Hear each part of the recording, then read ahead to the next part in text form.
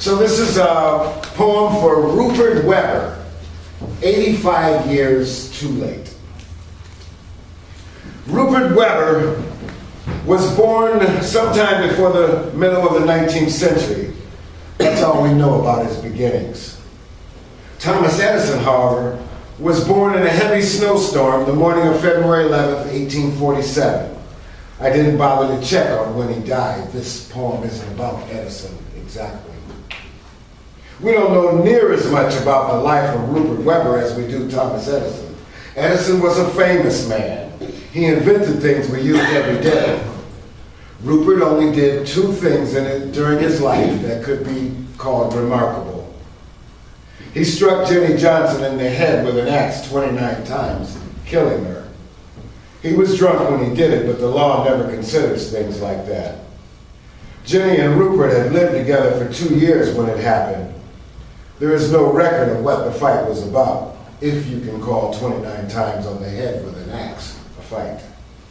Rupert never said, and Jenny, of course, was dead.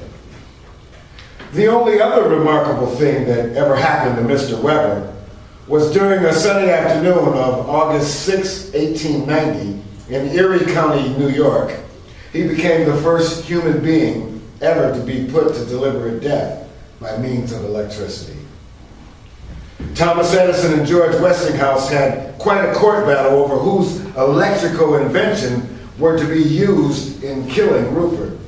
Westinghouse claimed that his direct current dynamo was safer. Edison said that if New York State would just give him a chance, he'd prove that his alternating current device wouldn't hurt a soul, except, of course, Rupert Weber. It's never been clear to me just how the execution was to prove the safety of either system. But Edison won the suit and the honor, and New York went to a lot of trouble installing his equipment in what was to become with the killing of Rupert Weber, the death house. The warden's name was Buxton, but the man most concerned with Rupert was Taggart. He was the state's electrician, the one who'd installed the electric chair, although it had been his boss, Stone, who actually designed it. Two convict trustees working in the broom shop built it and helped bolt it to the death house floor. The chair itself had a high, straight back, a padded headpiece, a comfortable seat of cushioned leather, 11 straps, 2 electrodes, one designed to fit at the base of Rupert's spine, the other right on top of his head, where they'd shaved the spot to ensure good contact. The preacher, Snow, for one, said Rupert had become a little crazy in the weeks before his death, but the execution was far too important to Edison, Westinghouse, and the state of New York to be delayed by a touch of insanity on the part of Mr. Weber. The instructions the electrician Taggart gave to Rupert the day before he killed him are worth repeating in his own words. The point of this procedure is lost unless we move quickly. When the time arrives, you will be prepared in your cell by a convict barber to ensure good contact with the head electrode. When the door is opened by Warden Buxton, you will please step out quickly and accompany him down the corridor to the end of it, to the largest room. Is that clear? There is no way to tell what, if anything, Rupert replied, but I can guess, can you? You will pass the keeper's room and the switchboard room. The final one has the chair in it. There will be 30 witnesses there, seated on wooden benches, facing where you will sit. I imagine Warden Buxton will make some introductions, and they tell me you can speak if you like, but please keep it brief. After you speak, if you do, please go at once to the chair and sit in it. You cannot mistake the chair, although you have never seen it. It is large and heavily constructed. It is bolted to the floor. You will see the headpiece and the wires. There are straps for your body and others for your limbs. Mr. Buxton will adjust the straps as quickly as possible, and since you may be perspiring, he will towel your head dry where it has been shaved, and then adjust the electrode to the spot. And another has been cut for that very purpose. Then he will step back so as to be visible to me at the switchboard and give the signal, and I will close the circuit.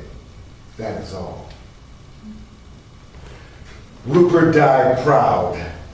He joked with the witnesses, even telling Warden Buxton that the straps could be lighter, could be tighter. It was as if after all he'd gone through, waiting for the day he died, he wanted to make it easier on everybody else. Although to tell the truth, nobody seemed to want to make it any easier on Rupert Weber. He died proudly, but not quickly. The first shock of what was supposed to be 2,000 volts did not kill him. And the sight of his scorched body strapped to the chair, bleeding from the face, and all the other things the body does that is treated like that, made most of the witnesses ill. A local newsman was sick for weeks. 6 vomited, more weeped, 3 fainted, and the sheriff of Erie County crawled from the room to be later found beneath the iron stairs, thrashing like a madman, whining like a beaten dog. Rupert Weber took 8 minutes to die. The state tried to claim he was unconscious from the very first shock, but knowing states and prisons like I do, I'll always wonder. The Edison electrician claimed the whole thing was a conspiracy by George Westinghouse to discredit the fine equipment which was to prove again and again more than capable of the job for which it was so lovingly designed. They buried Rupert Weber in a potter's grave in the far corner of the state cemetery. Convict trustees wearing gloves and rubber aprons opened the coffin and dumped Rupert's remains into quicklime, taking the box back with them to the prison, because by then there was someone else in the death house cell next to Rupert's, a man known only to us as Fish or Number 2. I walk down these streets almost free, and I see Rupert Weber in the back seat of every cop car that passes. His head is bowed, the bald-shaven spot clearly visible in the shattered light of Edison's neon. I'll cry for you, Rupert. I'll remember what they did to you if no one else will. And when the lights come on all over this city, all over this country, your tortured face will shine from every bulb. Then when this deadly city tries to shoulder me from my path, I'll turn and kick it for the both of us, and for Jenny too. Because remembering how you died will make it easier for me now to look back into all the empty eyes of those with their sweaty hands on various switches and spit. Sometimes with vomit words in poor raging poems, sometimes with this stick clenched in maddened fist, and sometimes with bitter tears running unbidden from my electric eyes. Ed Lippman, Foots, August 21st, 22nd, 1975, San Rafael, California, on the eve of the 40th anniversary of the executions of Sacco and Vanzetti. Thank you. Yeah!